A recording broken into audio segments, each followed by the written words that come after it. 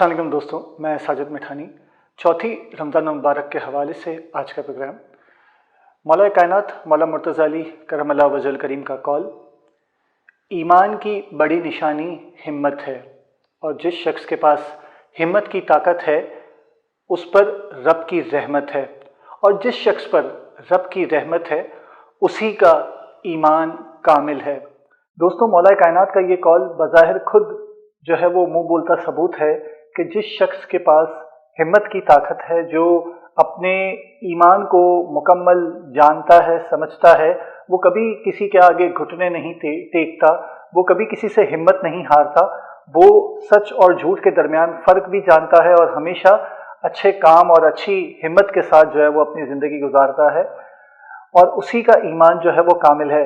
मगर मेरी अपनी क्या मजाल कि मैं मौला कायनात मौला मुर्तज़ा अली करमल्लाह वजहल करीम का कौल अपने अल्फाजों से बयान कर सकूं, या उसकी कोई तारीफ़ या उसकी कोई तशरीह कर सकूं। अलबत्ता हज़रत मौलाना रूमी शम्स तबरेज़ के जो शागिर्द थे, उन्होंने एक बहुत अच्छी कहानी के ज़रिए जो है वो मेरे मुताबिक जो है उनकी इस कहानी में जो हिम्मत की और ईमान की सही मिसाल हमें नज़र आती है। मौलाए रूम अपनी किताब मसनवी रूमी में कहानी कुछ यूँ बयान करते हैं कि जंगल का जो बादशाह है शेर, उसके पास ये हक होता है कि वो किसी भी जानवर को किसी भी वक्त जो है वो मार कर खा ले, चूँकि वो जंगल का राजा है। होता कुछ यूँ है कि हर रोज़ की तरह वो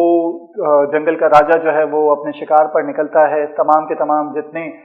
कमज़ोर जानवर जो शेर के सामने टिक नहीं सकते, वो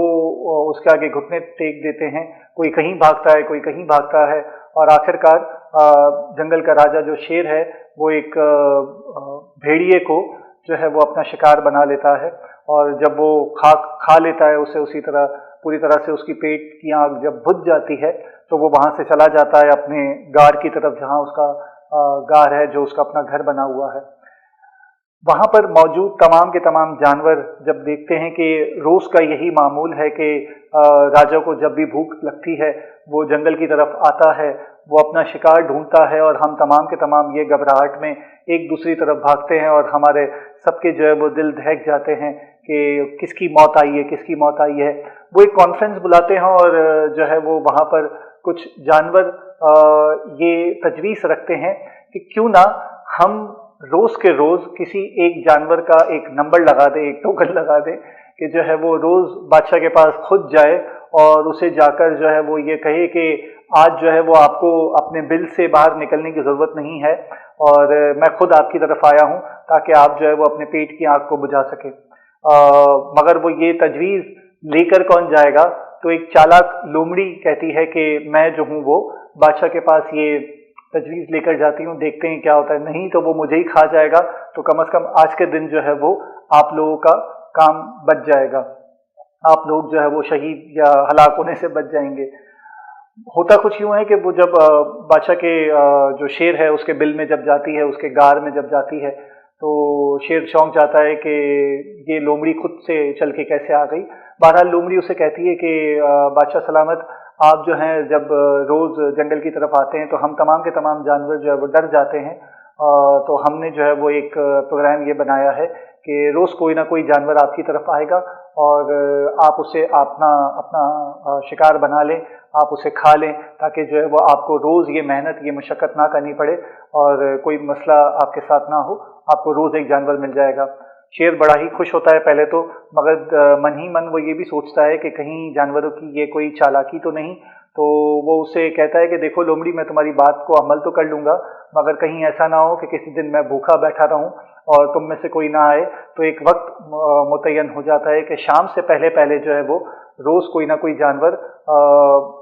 शेर के बिल में पहुँच जाएगा, उसके गार में जहाँ वो रहता है। लोमड़ी कहती है कि ठीक है, कल से आपके पास जो है वो कोई ना कोई जानवर आ जाएगा। कुछ दिन गुजरते हैं, हर रोज़ एक जानवर का एक नंबर होता है, वो डिसाइड करते हैं कि किस दिन किसका नंबर है। ठीक है, जिस दिन खरगोश का नंबर होता है, खरगोश साहब जो हैं वो बड़े चालाक होते हैं, पुदक पुदक के जो है वो छुप जाते हैं। शाम हो जाती है, सूरज डूबने लगता है और तमाम के तमाम जंगल में ये शोर बरपा हो जाता है कि खरगोश साहब जिनका नंबर था आज बादशाह के पास जाने का, वो जो है वो नहीं जा सके। एकदम से एक बंदर जो है वो ये आवाज़ लगाता है कि खरगोश जो है वो अपने बिल में छुपा बैठा है और वो बादशाह के पास नहीं गया है। अब हम सबकी खैर नहीं, अब हम सबको बादशाह जो शेर है वो निकलेगा और मार देगा। तो खरगोश जो है वो अपने बिल से बाहर निकलता है और कहता है कि नहीं नहीं, तुम्हें डरने की कोई ज़रूरत नहीं है, मैंने जानकर ये सब किया है। तो जंगल में जितने मजीद जानवर होते हैं वो तमाम के तमाम कहते हैं कि क्यों भाई, ऐसी क्या जो है वो तुम्हारे पास तरकीब है, ये तुम जो है वो हम सबको फंसवाने के चक्कर में क्यों हो, क्योंकि अगर बादशाह की भूख नहीं मिटी तो वो हम सबको मारेगा, हम सबको जख्मी करेगा और एक के चक्कर में बहुत सारे लोग जो है वो उसके शिकार बन जाएंगे। तो वो खरगोश कहता है कि नहीं, मेरे पास एक तरकीब है और आप लोग जो है वो अगर मेरी तरकीब पे अमल करेंगे तो जो है आप तमाम के तमाम आज से लेकर आइंदा तक शेर का शिकार होने से बच जाएंगे। जो शेर रोज आपको खा जाता है या आपको जो डर लगा रहता है कि कल किसका नंबर है, परसों किसका नंबर है, या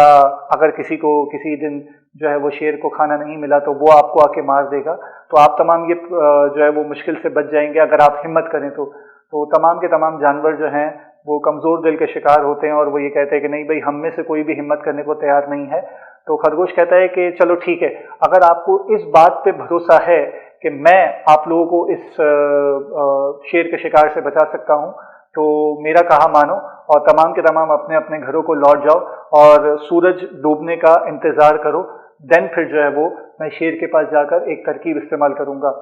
वो लोग कहते हैं कि चलो ठीक है, खरगोश की भी मान लेते हैं, इतना अर्सा जब शेर की मानी है तो खरगोश की मानने में भी कोई मसला नहीं है। वो तमाम के तमाम अपने घरों में जाकर छुप के बैठकर ये इंतज़ार करते हैं कि अगले लम्हे क्या होगा। जैसे ही सूरज डूबता है, शेर की जो है वो गार में से धाड़ने की आवाज़ आती है और तमाम के तमाम जानवर डर जाते हैं कि ये शेर अब बाहर निकलेगा और सबको मारेगा। खरगोश ऐन उसी वक्त जब वो शेर अपने गार के ऐन दरवाजे पर होता है, खरगोश उसके सामने जाकर खड़ा हो जाता है और वो से कहता है कि बादशाह सलामत, बहुत माजरत के साथ बहुत ज़्यादा देरी हो गई। तो शेर कहता है कि नहीं, तुम मेरे रास्ते से हट जाओ और अब मैं जंगल के किसी भी जानवर को नहीं छोड़ूंगा, उन सब ने मेरे साथ धोखा किया था। तो वो खरगोश कहता है कि नहीं नहीं, किसी जानवर ने कुछ भी नहीं किया, मसला कुछ और है शेर, अगर आप बादशाह सलामत अगर आप मेरी बात सुने तो शेर कहता है कि चलो बताओ क्या मसला है। तो कहता है कि जब मैं दोपहर को अपने घर से निकला और आपके पास आने के लिए जब मैं रास्ते में था तो रास्ते में मुझे एक और शेर मिल गया जिसने मुझे कहा कि मैं तुम्हें अपना शिकार बनाना चाहता हूँ। तो उस खरगोश ने शेर को कहा कि मैं तो जो हूँ वो उस शेर को देखकर बहुत डर गया, क्योंकि वो बहुत ही ज़्यादा ताकतवर और बहुत ही ज़्यादा बड़ा, आप जितना बड़ा या आपसे भी थोड़ा साइज़ में बड़ा और बहुत ही ज़्यादा खूंखार नज़र आ रहा था और मैं बहुत ही ज़्यादा डर गया और मैंने अपने भाई को आवाज़ दी और अपने भाई को बुलाया अपनी बचत के लिए। तो वो शेर ने जो है मेरे भाई को दबोच के रखा हुआ है और कहा है कि जाओ अपने जंगल के राजा को बोलो कि मुझे जो है वो आकर मेरे साथ लड़ाई करे और अगर मेरे साथ लड़ाई में तुम्हारा बादशाह जीत गया तो ये जंगल के जितने जानवर हैं उसको खाने का हक तुम्हारे बादशाह को होगा और अगर मैं जीत गया तो तुम्हारे बादशाह को जो है वो दुम दबा के यहाँ से भागना पड़ेगा और फिर मैं तुम सब पर राज करूँगा। तो बादशाह सलामत, ये जो है वो मसला है, एक तो वो जो है वो आपकी हुकूमत लेना चाहता है और दूसरा मेरा भाई उसके कब्जे में है। तो जो ये इनका बादशाह शेर होता है वो बहुत ही ज़्यादा गुस्से में और तैश के हालत में जो है वो धाड़ता है और कहता है कि चलो मुझे उसके पास लेके चलो। खरगोश जो है वो अपनी चालाकी के मुताबिक जंगल के शेर जो बादशाह है उसको एक तालाब के पास ले आता है और कहता है कि देखो इस तालाब के अंदर वो शेर रहता है और उसने मुझे जो है वो कहा कि तुम अपने बादशाह को, अपने शेर को यहाँ पर ले आना और मैं उससे जो है वो लड़ाई करूँगा, उससे फाइट करूँगा।